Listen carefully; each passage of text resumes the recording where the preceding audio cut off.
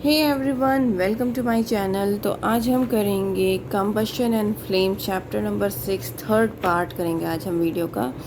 ये है क्लास 8 की साइंस कॉर्डोबा पब्लिकेशन की बुक। इसमें हम करेंगे फ्लेम से। फ्लेम क्या होता है? एक ऐसा रीजन होता है जब जहाँ पर जलना स्टार्ट होता है तो वहाँ पर क्या है, गैशियस फॉर्म में क्या निकलता है, फ्यूल निकलता है और हीट और लाइट के साथ निकलता है। जैसे कि आपका गैस, घर का जो गैस का बर्नर है, that is the best example. जब आप उसे जलाते हो तो उसमें आपको ब्लू फ्लेम नज़र आती है, right? So that is a flame. फिर उसके बाद कैंडल, कैंडल की भी आपको फ्लेम नज़र आती है लेकिन वो येलो कलर की होती है। तो जब भी हम एलपीजी कहीं कुकिंग गैस स्टोव से निकलती है तो वो ब्लू कलर में होती है और कैंडल की जो फ्लेम होती है वो येलो कलर में होती है। All the gas like LPG, जितने भी गैस हैं जैसे कि एलपीजी है तो वो क्या करता है, कंबशन करता है, बर्न करता है और एक फ्लेम को प्रोड्यूस करता है। जब भी हम कैंडल जलाते हैं मैच स्टिक से तो क्या होता है, वो सिर्फ और सिर्फ वैक्स को नहीं पिघलाती और भी क्या करती है, वो वैक्स को वैक्स वेपर में चेंज करती है, जिसकी वजह से वो रिएक्ट करता है ऑक्सीजन के साथ और इसी वजह से जो कैंडल है वो जल पाती है, वो कैच कर पाती है फायर को और उसमें आग जलती है, मतलब कैंडल की फ्लेम जलती है। ठीक है। Solid fuels like wax and camphor which vaporise और form vapour on heating burn with a flame. Camphor के बारे में तो आपने बहुत सुना होगा क्योंकि ये बहुत यूज़ किया जाता है। तो वैक्स भी बहुत यूज़ किया जाता है, कैंडल का वैक्स ही देख लो आप, वो बहुत यूज़ किया जाता है। सो ये सॉलिड फ्यूल्स होते हैं जैसे कि वैक्स और कैम्फर, जो वेपराइज होते हैं, मतलब वेपर बनाते हैं जब भी हम इनको हीट करते हैं और हमेशा एक फ्लेम के साथ जलते हैं। On the other hand coal and charcoal are solid fuels which do not vaporise on heating. अब ये एक्सेप्शन है आपके लिए। मेरे पास पेंसिल नहीं है, अदरवाइज़ मैं आपको यहाँ पे मार्क करके दिखाती। मैं पेंसिल लेकर आती हूँ। तो ये बहुत इंपॉर्टेंट पॉइंट्स हैं जो आपको ध्यान रखने हैं। ये सॉलिड फ्यूल्स का एग्जाम्पल है वैक्स एंड कैम्फर, लेकिन किसका, जो वेपराइज होता है। अब यहाँ पर कोल एंड चारकोल भी सॉलिड फ्यूल का ही एग्जाम्पल है लेकिन ये वेपराइज नहीं होता है। एक्सेप्शंस आपको याद होने बहुत ज़रूरी हैं। Liquid fuels like kerosene oil, mustard oil which vaporize or form gases on heating burn with a flame। ये हम जानते हैं केरोसिन ऑयल से। अगर आपने कभी अपने गांव में अगर सुना होगा, लालटेन होती थी पहले, है ना, या फिर आपने चूल्हे में आग लगाई। कई बार होता है ना कि लकड़ी अगर बहुत मोटा लट्ठा हम रख लेते हैं तो उसमें थोड़ा सा केरोसिन डालते हैं चूल्हे में तो एकदम से आग पकड़ लेता है। तो ये क्या होता है, केरोसिन ऑयल हमेशा फ्लेम के साथ जलता है। ठीक है। नाउ अब हम यहाँ पे बात करते हैं, सॉरी ये तो एक नो मोर है, जोन्स ऑफ कैंडल फ्लेम। अब कौन कौन से जोन होते हैं कैंडल फ्लेम में वो हम पढ़ेंगे। अ candle is a column of wax provided with a week cotton thread at the centre. ये जो यहाँ पर आग लगती है ना, ये कॉटन थ्रेड होता है और चारों तरफ क्या होती है, इसमें वैक्स होता है। A candle is made up of paraffin wax which consist of a higher percentage of carbon. किससे बनी हुई होती है, पैराफिन वैक्स से बनी हुई होती है जिसमें क्या होता है, कार्बन की परसेंटेज ज़्यादा होती है। Paraffin wax vaporises and burns on heating. Paraffin wax क्या करेगी, वेपराइज हो जाएगी और इसी वजह से उसमें आग जलती है, मतलब फ्लेम दिखाई देती है। Then candle flame consist of 3 main zones. इसके 3 मेन जोन होते हैं depending upon the amount of air it receives. एक एग्जांपल हमने अभी इससे पहले किया था, इससे पहले वीडियो में, कि अगर हमने 2 कैंडल्स जलाई थी और एक कैंडल को हमने ऑक्सीजन सप्लाई दी थी और एक कैंडल को हमने ऑक्सीजन सप्लाई बंद कर दी थी, तो क्या हुआ था, जैसे ही ऑक्सीजन सप्लाई बंद हुई तो कैंडल भी बुझ गई थी। तो यहाँ पर वही बात है कि जितना अमाउंट ऑफ एयर, जितने अमाउंट ऑफ ऑक्सीजन उस कैंडल को मिलेगी उतनी ही वो उसकी फ्लेम होगी। ठीक है। अब इसके 3 जोन्स होते हैं, कैंडल के 3 जोन्स होते हैं। एक इनर मोस्ट जोन होता है, देन एक मिडिल जोन होता है एंड देन एक आउटर मोस्ट जोन होता है। इनर मोस्ट जोन में क्या होता है, this zone lakhs oxygen of air. मतलब इसमें क्या होती है, ऑक्सीजन नहीं होती है। इनर मोस्ट जोन में ऑक्सीजन नहीं होती है। अगर आप यहाँ से देखो तो यहाँ से आपको पता चलेगा ये इनर मोस्ट जोन है, तो यहाँ पर क्या होती है, ऑक्सीजन नहीं होती है। ठीक है। लीस्ट और नो कंबशन टेक्स, यहाँ पर कोई भी कंबशन नहीं होगा, मतलब कुछ भी जलना स्टार्ट नहीं होगा। सो इट अपीयर्स ब्लैक, इसीलिए ये ब्लैक नज़र आता है। पहला रीज़न क्या है, यहाँ पर ऑक्सीजन नहीं होती, इसी वजह से यहाँ पर ये जलना स्टार्ट नहीं करेगी, इसलिए ये अपीयर होती है ब्लैक कलर में। इसके पास क्या होता है, अनबर्न्ड वैक्स वेपर। क्या होता है? Unburned wax vapour. The inner most zone is the least hot part of the flame. कौन सा है ये लीस्ट हॉट पार्ट? कौन सा है? इनर मोस्ट जोन है। In other words we can also say that the inner most zone is the least hot region of the flame. वो तो साफ सीधी बात है, जब उन्होंने बताया दिया जब वो जल ही नहीं रहा है, ऑक्सीजन की कमी है, तो ऑब्वियस सी बात है वो लीस्ट हॉट रीजन हो जाता है। ठीक है, अब यहाँ पर ये जो डायग्राम है ना, ये बहुत इम्पॉर्टेंट है। इम्पॉर्टेंट इन द सेंस आपको ये पता होना चाहिए। अगर आपने ये डायग्राम याद कर लिया ना, तो आपको ये सब पढ़ने की ज़रूरत ही नहीं पड़ेगी। आप सिर्फ इस डायग्राम से सब कुछ समझ सकते हो, सब कुछ समझा सकते हो। कैसे? ये इनर मोस्ट जोन है, ठीक है। इनर मोस्ट जोन के ऊपर देखो यहाँ पर क्या क्या इन्होंने बताया है। ये लीस्ट हॉट है, मतलब ये तो हमने पढ़ा है यहाँ पे, ठीक है। लीस्ट हॉट क्यों है? यहाँ पर अनबर्न्ड वैक्स वेपर भी है, ये भी इन्होंने लिखा है। जो इंपॉर्टेंट पॉइंट्स है ना वो इन्होंने लिख रखे हैं, क्योंकि यहाँ पर ऑक्सीजन नहीं है, ऑक्सीजन सप्लाई नहीं है। इसके नीचे क्या होता है? ब्लू जोन होता है और ये वैक्स कैंडल होता है, ठीक है। देन मिडिल जोन हम अभी पढ़ेंगे, उसके बाद हम ये वाला पार्ट भी करेंगे। सबसे पहले हम करते हैं activity to show the presence of wax vapour in dark inner zone of a candle flame. अब उन्होंने कहा है कि यहाँ पर इनर जोन पे क्या होता है? वैक्स वेपर प्रेजेंट होता है। इसके लिए एक एक्टिविटी दिखाई है। एक कैंडल लो, उसको फिक्स करो स्टैंड पे और उसको जलाओ।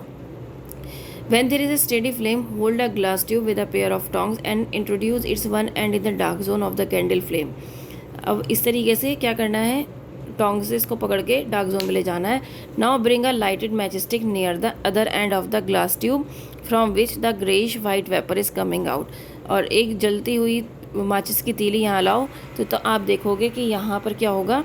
ग्रेइश वाइट फोम स्टार्ट हो जाएगा निकलना, ठीक है। तो हम क्या ऑब्जर्व करते हैं कि glass tube is filled with slightly greyish white vapour which starts coming out from the other end of the glass tube. The vapor catches fire and burns with a tiny flame at the end of the glass tube. अब वो vapour क्या करेगा? Fire को catch कर लेगा और burn करेगा एक छोटी सी फ्लेम के साथ। Burning of wax vapour at the end of the glass tube shows the presence of wax vapour in the dark inner zone of the candle flame. क्योंकि वो बर्न हो रहा है, क्या बर्न हो रहा है? आपका जो ग्लास ट्यूब का एंड है वो बर्न हो रहा है, उसमें आग लग रही है। इसी वजह से ये पता चलता है कि वहाँ पर वैक्स वेपर प्रेजेंट है।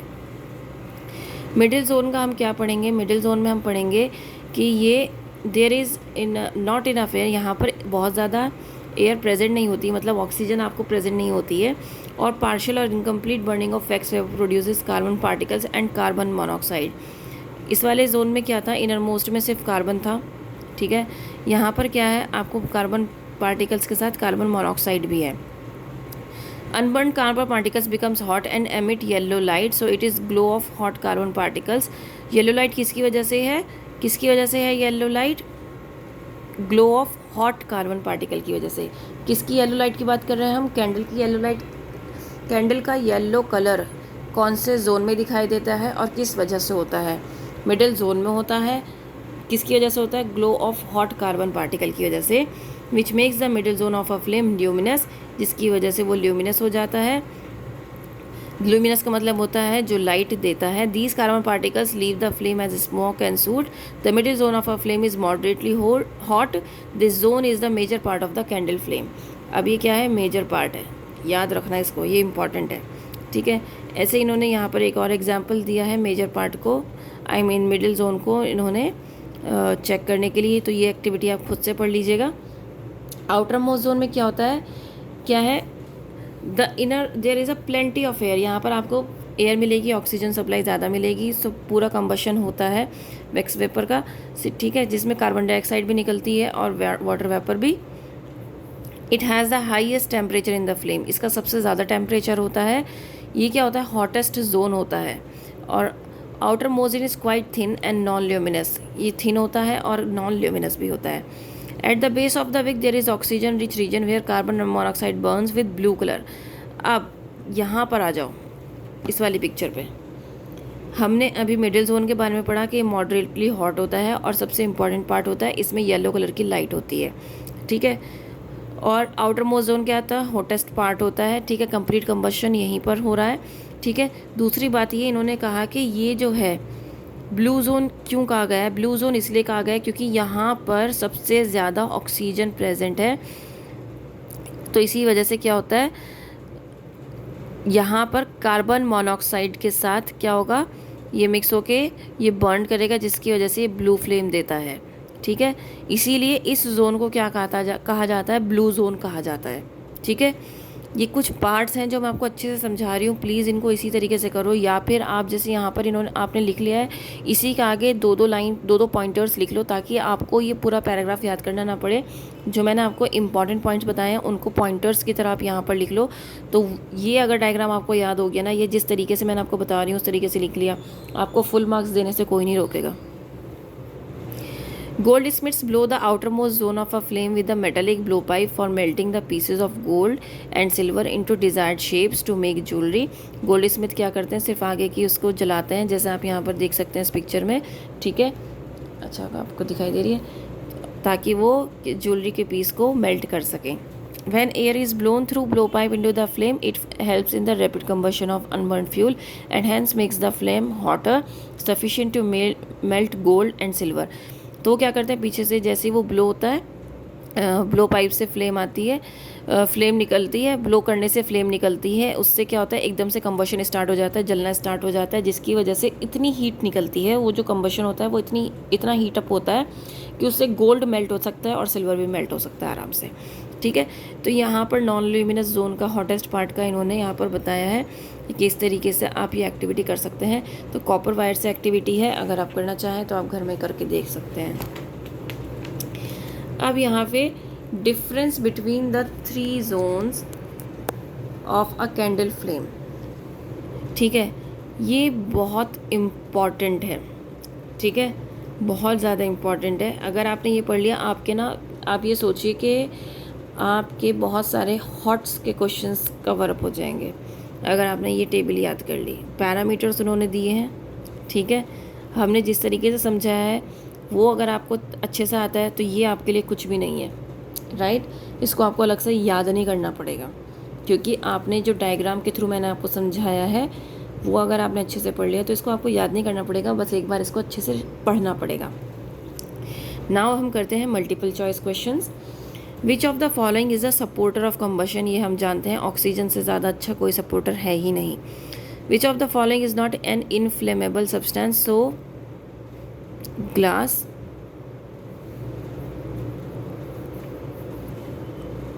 is not the inflammable substance. Water cannot be used to extinguish fire in case of all of these: electric wiring, kerosene or petrol. In foam time fire extinguisher, the chemical used along with the aluminum sulfate is sodium bicarbonate. Hottest zone कौन सा है, हमने अभी पढ़ा है outermost zone। ठीक है, उम्मीद करती हूँ समझ में आया होगा। If yes, please like, share and subscribe. That's all. Thank you.